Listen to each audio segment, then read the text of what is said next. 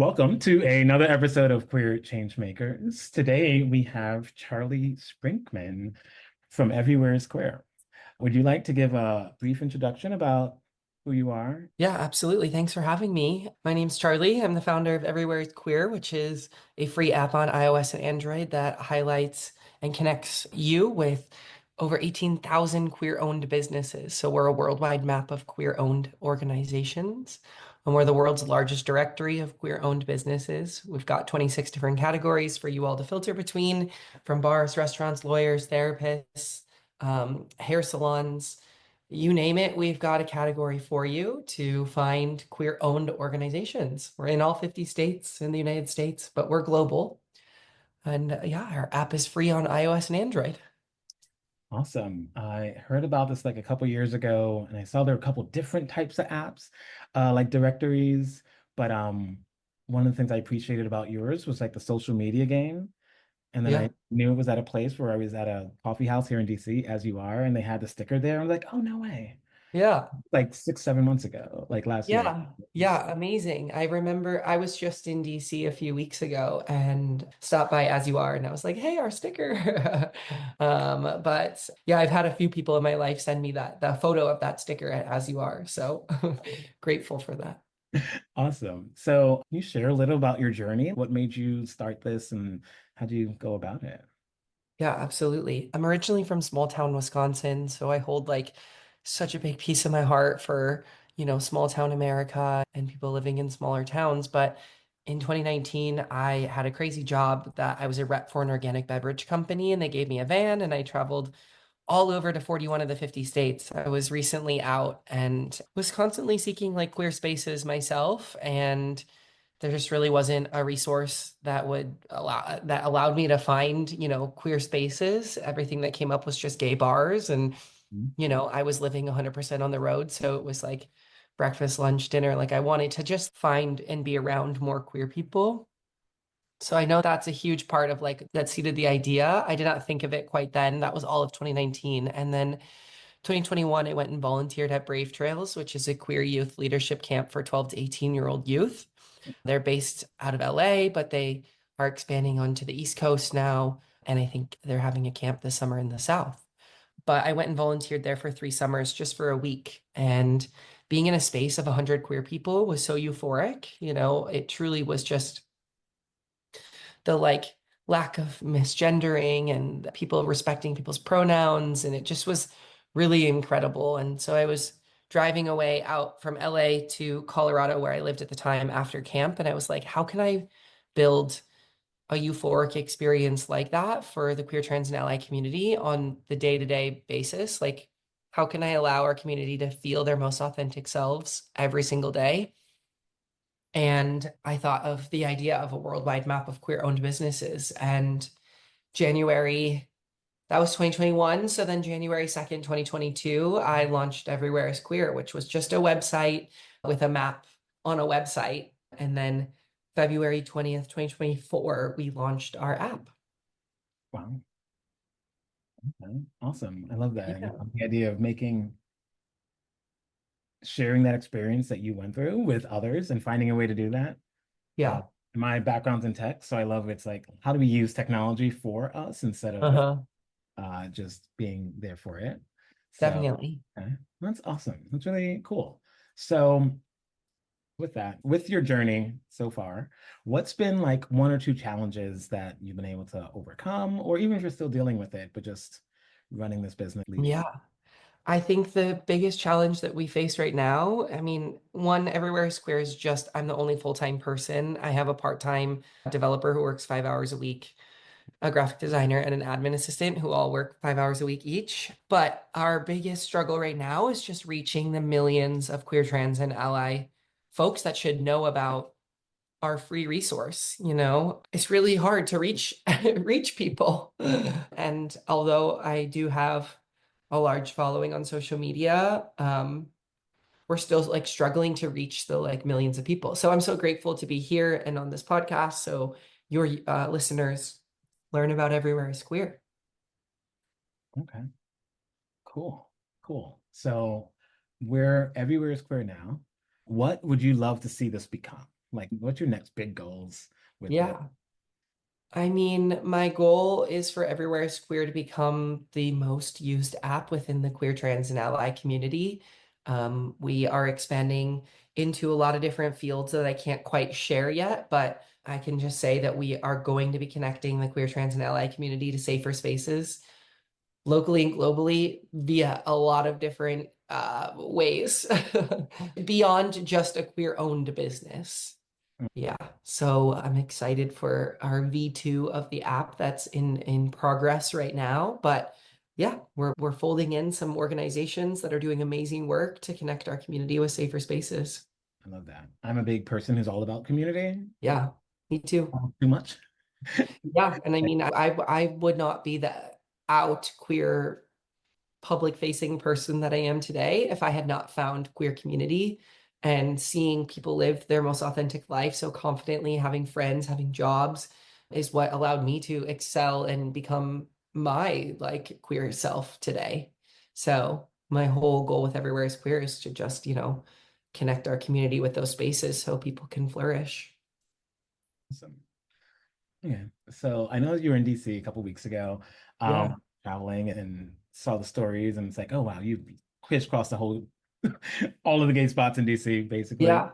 In your travels and in your journey with this, are there a couple stories or times where you're at a place where it really like stuck out to you of the impact you were making or just being able to connect with some of the people?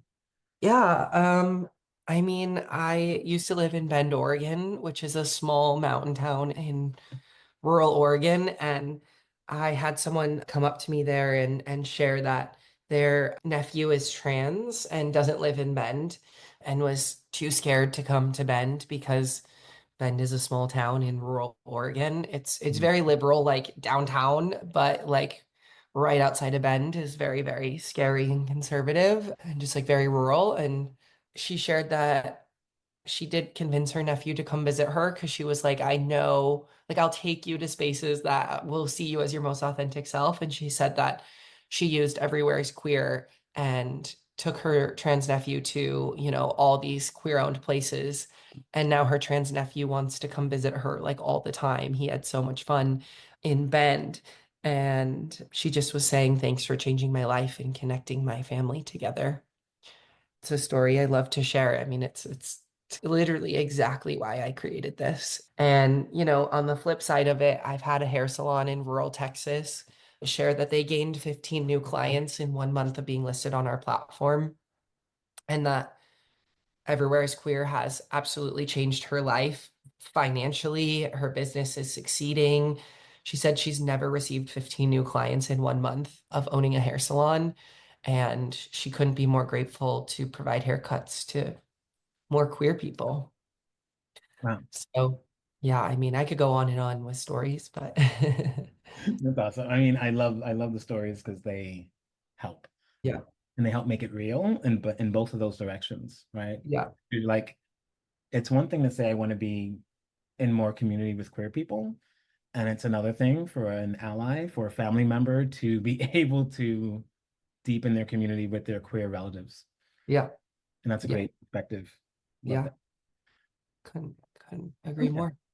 Yeah. Okay. So as we're thinking about everywhere is queer, your vision is reach the millions, have more people, expand what it's providing people, helping people get more businesses, and also just have that community and safety.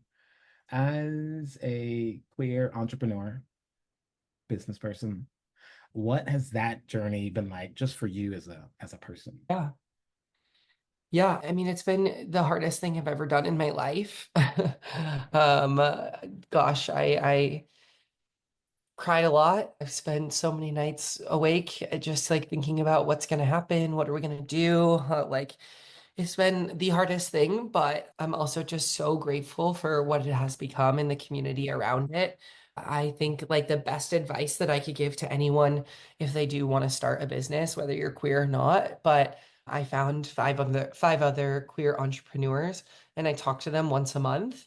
And it's truly just been such a gift to be able to support each other and, you know, like really yeah, just like have each other's back and share decks, and we just like really really support each other. And so yeah, that's like a piece of advice I highly recommend is like find people at similar stages of where you are and support each other. Because I mean, I was obviously all on my own for so long, and I still pretty much am, but um yeah, it's just truly one of the hardest things.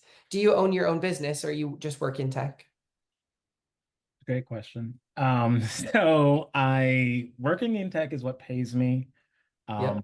I have started some things over the past couple years, but it's, as you said, it's been a challenge to sort of figure that out and figure out my lane. Um, and also part of it is just coming out of the pandemic. It's Yeah. trying to be outside again and see people and balance. But yeah, there have been finding community is sometimes hard, and then finding that community that is also going through the thing you're going through. The people who don't just want to, you know, go to the bar at night or do one thing. It's like, what about vision? What are we building? Like, what Yeah. impact are we making? Yeah. Um, Not everyone wants to have that conversation. And I get it. I'm in DC right now, and there's a lot of outside pressure and struggles. Yeah. And sometimes people are just like, I just want to take a break. I need to turn my brain off right now. Yeah. Yeah. Totally. I couldn't believe how queer DC was. You know, I hadn't been there since my eighth grade class trip back when I was very closeted and very Catholic. And coming back as a very public queer adult, I'm just like, it was so amazing. Yeah. I'm just Yeah. like, I lived here most of my life, went to college in the area, and I would not want to go anywhere else. yeah, Everything here is, there is so much and such a small space as well. yeah, Very easy to get around. Um, and the city itself is very affirming, accepting, yeah, proactively on our side, yeah. regardless of who's maybe in the White House or in the Capitol. Totally. Yeah, that's like what we were asking, you know, and we heard that like 95% of the city is liberal, no matter who's in the house, you know? And so, um, yeah, super interesting to know that and hear that. Um, my one, like, we're laughing a little bit because classic DC, like, we living in Portland, Oregon, I swear I don't see people wearing business suits. Like literally, like I can't tell you the last time I saw someone wearing a business suit in Portland, Oregon. And the moment we walked into DC, it was like all these people in business suits, like at all the restaurants and everything. And we were just like, we're in DC, baby, you know, like so funny and like love it. But the first observation that we made. That's fair. And like the thing I love about DC too is if you want to be in that world of business suits and or politics and or whatever, Totally. like it's there and it's like go Yeah. all here for you. But also there's a lot of art and creative spaces, Yeah. people who aren't in that. And it's Yeah. like, yes, I'm here in DC, but like I don't even know what's going on in politics. Well, Yeah, yeah, yeah, yeah, yeah. No, we met so many people part of like the arts and everything, and they were saying the exact same thing. Um, and it's great when you don't have to think about what's going on in politics because they're just like people are people and we should be here. yeah. But I love that. Okay, so outside of that, when you were here in DC, were there any other things that caught your attention or favorite? Um, uh, I mean, I loved like the size of DC and how easy it was to get around and everything, but no, we had a little itinerary. We went to 10 queer-owned businesses. It was had an absolute blast. You saw I bopped all around the city and um yeah, there wasn't any other major takeaways other than we were shocked at how queer it was, you know, like I knew that it was going to be queer. We were going to queer, we obviously were in queer spaces. Um, but we just had an absolute blast. And like my friend and I were both like, do we want to move to DC? Question mark. Um, uh, yeah, we had a really great experience. It's a good place, and if it's still here in a couple years, it'll be Yeah.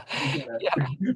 Um, But okay, okay. Let's see. So before I get into the second part of the this, is there anything else that people should know about Everywhere is Queer? And actually, why should everyone be a part? Okay, now I know what to ask it now. Okay, there are two questions I'm going to ask. So one, why should everyone download Everywhere is Queer right now? And then two, why should people who have businesses, organizations, or other things jump into that and sign up as a put themselves on that map? Yeah. Well, one, you should download as a queer, trans, or allied person. This is an amazing way to support queer-owned businesses locally and globally. It's free on iOS and Android, available globally. Tell your friends, but literally build this out of the kindness of my heart to connect you with queer-owned organizations for safety reasons. And then all at the same time, we're supporting queer entrepreneurs. So we're uplifting the voices of queer entrepreneurs. You know, I share a story of like if there's four restaurants on the block and we all start, and one of them's queer owned, and we all go support this queer owned restaurant, the other three are going to be like, what the hell are you doing? And they're like, we're just being inclusive and kind, you know, like how cool of a lesson that we can teach people. It's not that hard, but it seems to be very hard, I guess, these days. And then if you are a queer owned business, you'll apply via the profile tab of our app. It's free to join. We have hundreds of thousands of app users ready to find your business. So if you want to grow your business, join Everywhere is Queer. Um, our social media is at Everywhere is Queer on Instagram, TikTok, and YouTube. Um, we are constantly highlighting queer-owned organizations across our socials.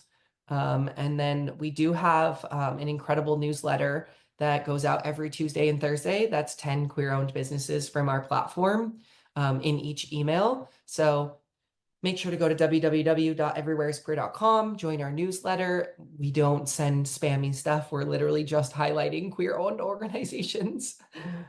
So yeah, join our newsletter as well. Awesome. And I will definitely have links to all of that in the show notes so that people can click, sign up, download, and join the community. Uh, Thank you.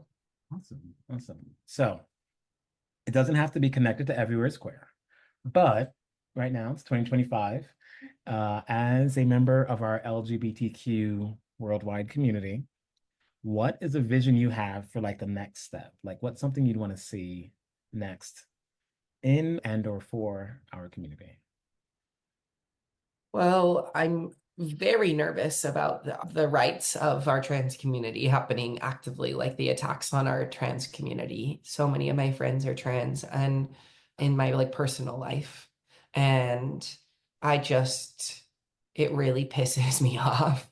And so I really hope that we're able to fight and stand with our more people continue to fight and stand with our trans community because the attacks that they are getting right now are just absolutely ridiculous.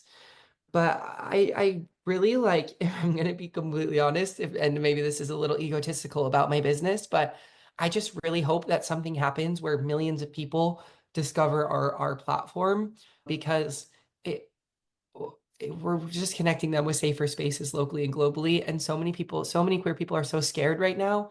And I just want them to find safer spaces. So, yeah, I just hope that something will happen here where it really does reach the masses of people. Awesome. I love a vision that someone's already working towards. Yeah. Sees the idea there, and it's just like all you need, like you already built the momentum. You just need to like Yeah. go down that slide and Yeah, we just need to like need something needs to happen. I don't know what it is, but I mean like I'm pushing and marketing as much as humanly possible. But yeah, it's happening. I mean, we're growing every day. I'm so grateful. We're receiving about 100 to 200 applications a week. So all organizations, I will say, apply themselves. I only approve, I don't add without their consent, as I want their consent to be on our public facing resource. So yeah. okay. Awesome. Awesome. More safety for all of our community members, especially our trans folk. And Yeah, and I think no one knows what's going to happen. There's a lot of uncertainty around, and I think finding ways to build that community and connect with us, and even in times when, let's say, the law goes against us in a way, it's like we can still support each other. Yeah, I think Everywhere is Queer is helping to do that. thanks. Yeah, that's our goal. Awesome. Awesome. And now in this middle part, next question. So DC, you were just here, and you know that we're hosting World Pride Yeah. in a couple weeks slash less than a week from right now, and probably Yeah. going when people hear this episode. When you think of Pride, when you hear Pride, what comes to mind for you? So the feeling, the event, like what does Pride mean to you? And I think every pride is a fight for our rights, no matter if like we're celebrating, but we're showing up as a community to show each other, to show the world that like we are out here and we are queer and like we are willing to come together and celebrate and fight for our rights.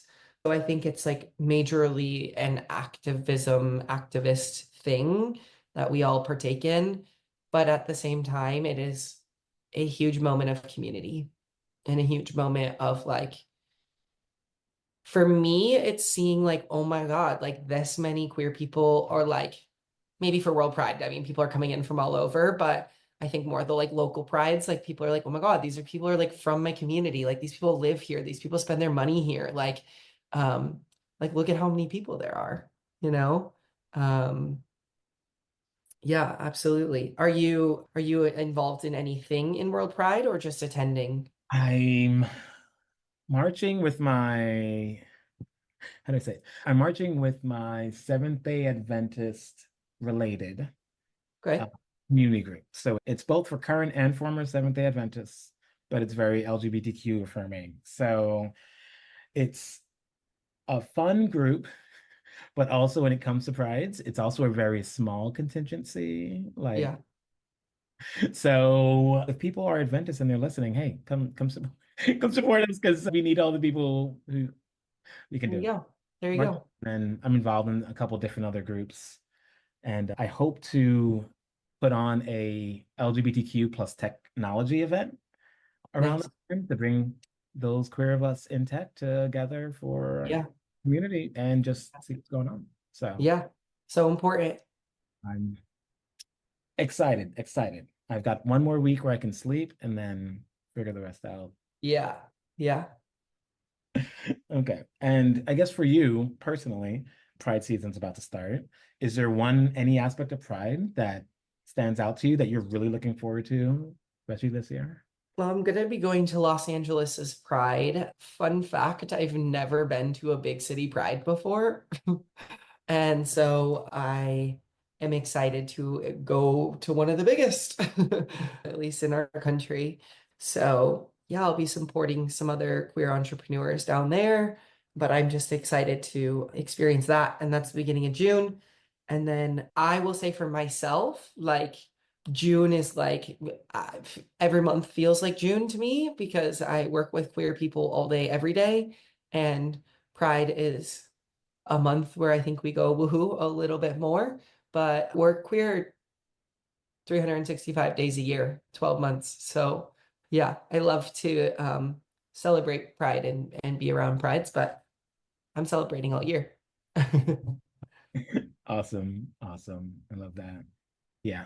Like I have never worked with a bunch of queer people day in and day out, but part of me, especially due to this political reality, like I don't know if I'm gonna be in my same job in 4 months, but Yeah, it's like, what would it be like to like work with a bunch of queer people and just experience yeah, queerness all the time? very magical. I mean, I'm so grateful. Yeah, It is. It is. Okay. And definitely a then, bubble though, I will be honest. oh yeah. And that's the thing I like about tech and DC. Because it's small enough and tech is basically everywhere, I can go to different tech events and get a little outside the queer bubble sometimes. Uh, And uh-huh. sometimes I'll wear queer things so that it's like, hey, you're part of this too. Do you know about Yeah, Alvin? Do you know about yeah, Startup? There are other groups that we can join. Yeah. But then I also get to like see what's going on the outside. And Uh-huh. I think that visibility also matters just in those spaces. But, there's a good balance there. Wait, so have you gone to Portland Pride or is that not big enough of a city? I mean, okay, I have been to Portland Pride, but something funny about Portland Pride is that I think the city is so queer. Have you ever been here? I have been a couple times in like a January or Okay. June. A little tougher. Mhm. Our pride is, I think our city is so queer that pride doesn't like people don't really show up for pride here because like every day it's so queer. And I think that yeah, there's opinions that people have about that. Like we should all be showing up for pride, but that's what happens. And they're very anti-capitalist here, and they don't want people don't support banks supporting pride and these like corporate companies. And so people don't show up. So it's there is a pride, but it's not Okay, that big. that's fair. And this year will be really interesting to see who, how it happens. Because there have been a lot of corporations who backed out because of it Mhm. and stuff. Which So like it'll be some interesting. are saying that's great because screw you and we don't like you anyway, so get out of here. And some are saying we need the money to put on a pride event, and that's really unfortunate. And I'm one to say, cool, if they come back in 3 years, like they just pay a higher fee, right? Like, Yeah. and we can be honest about that. Like, I don't know if HRC did it, but they mentioned they had a equality index and then of like companies who were supportive. But as we move forward, I feel like, yeah, so these companies used to be supportive and they're not to know. Yeah. And I think like for me personally, I'm like I don't personally support like Target and like I don't go to those spaces anyway. So I'm like I yeah. It's all the more reason why we should all say screw you to those businesses and go support queer-owned businesses because we literally have organizations in all 50 states and yeah. So all the more reason for us to put our money where our mouth is and not with those corporate companies. Awesome. Awesome. And then last question in this area.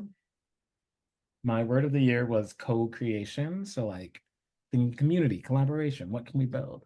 If you could, or what is someone that you would love to collaborate with? So something you want to collaborate with people on. I really like, I mean, I really wish I could figure out a collaboration with the Human Rights Campaign or the Trevor Project or GLAAD or organizations that, you know, have such a reach to the queer community. And I would absolutely love to partner with them in some type of collaboration so their audience can learn about Everywhere is Queer and just where their safer spaces are locally and globally. Does that answer your question? It does. It does. I feel like most of my questions are just a direction, and then wherever Cool. people take it, let's go. Cool. That's Yeah, I love yeah, asking them out. Like I'm yeah. actually working on a site that's like gonna pull in all of the different like questions people have. So you're like Uh-huh. co-creation. What do people want to collaborate on? And you'll come up with a list of this person wants to do a short film. This person needs Yeah, to this person wants to be connected with HRC so that they can connect their app and be better. Uh, yeah, I think why not? We yeah, create the future we want, and yeah, I just love the different perspectives. yeah. Okay, well, is there anything else I should have asked, or something else that you'd want to share before we get into rapid fire? Which No, I just I want the community to know that, you know, we're my developer and I have a list of 20 different things and we truly are building so many things into the app. So stay tuned. We've got some really exciting things coming and incredible further resources adding onto ours. And so yeah, stay tuned. It feels so early yet so long that we've been doing this, but really like I feel like we're just getting started as well. So some really exciting stuff coming. awesome, and we're looking forward to it. Looking forward to seeing what V2 has. Okay, so rapid fire question time. Ready? Yep. All right. Question one. What is something that inspires you and why? People's confidence. I am absolutely so inspired by people's confidence and how they can carry themselves to the world. When people find their confidence, Mm, the stuff that they can get done because of their confidence is really inspiring to me. okay. Confidence. Love that. All right, next. What is your favorite self-care routine or activity? I live in Portland, Oregon. I'm a big like nature human, so any moment in the woods that I just get to step away from the sounds of the city and just soak in the gorgeousness of the Pacific Northwest. I'm so grateful. Yeah. Okay, I like that. We don't have that much outside. I don't know Yeah. about like, but here we have parks at least. Yeah, yeah, yeah. Yeah. So actually, if you did move to DC, that is probably one thing you'll miss is like a mountain that has Yeah, on it that you could see from afar. totally. Yeah, you can see Mount Hood from the city here. It's like gorgeous. But I actually hope to move to New York City this fall, and I know that I'll be packing up my outdoorsy side and I'm going to become a city girl. Yeah, so New York is a great place. Uh, Yeah. yeah, and it's so close anyway. Okay. Yeah. Okay. Do you have a favorite joke or something you recently laughed at? My favorite joke right now is why did the lesbian bring a ladder to the bar? I don't know. Why? Because she heard the drinks were on the house. Well done. Uh, Well done. Well done. We love a simple yet fun joke. Okay. All right, two more questions. Next question. Who is a queer change maker that inspires you? have you seen the show Pose? Yes. I think like that entire cast, that show, Mhm. I just am like absolutely in awe at their work and that show. I mean, we have to shout out Paris is Burning, the documentary, as like the OG like documentary there, and Pose is reenacted, but Pose is I that show just like it's my all-time favorite show. Okay. Awesome. I love that. I actually never finished all of them. So it just means I have Oh, more to go. I have more to look yes, forward to. that's exciting. I'm like I can't wait for more, even though I don't think there's any more coming. And now I guess the final question of the podcast. Do you have a piece of advice or guiding word of wisdom that you'd like to share with others or that has been really helpful for you in your journey? Yeah, a little bit to what I mentioned earlier, but I became my confident out queer public self because I surrounded myself around confident out queer people. And I know that that's not easy to just like jump into queer spaces. And if you're not there yet, go sit at a queer owned coffee shop and just see queer people exist. You don't even have to talk to them, but just start to put yourself in those spaces. And then when you are ready to engage, I urge people all the time to like reach out to the people because there's always a contact us area for every organization on our platform. And we list online organizations as well. So, like, connect with people. Like, these are people a part of your community. They know things, they know events, they know people. Like, connect with these people, reach out to the businesses. Like, yeah. So, I'm always urging people to like reach out to the businesses and they'll let you know if they don't have the space or capacity to hang out or, meet. But some of them they absolutely will meet up with you. So yeah, I urge people to reach out and start to build community within the community. I love that. And you're helping them do it, right? Providing some Yeah, I tools. mean, this is why we built this. Yeah. Whew. Okay. Well, thank you so much for Yeah. your time, Thanks for having me. sharing your journey, for developing Everywhere is Queer, bringing community and safety to more of us. That's what we need now more than ever. So thanks for helping promote Everywhere's Queer. Of course, anytime. And I look forward to next season and the next version of Where the App Goes. Yeah, have fun with World Pride. Be safe, okay?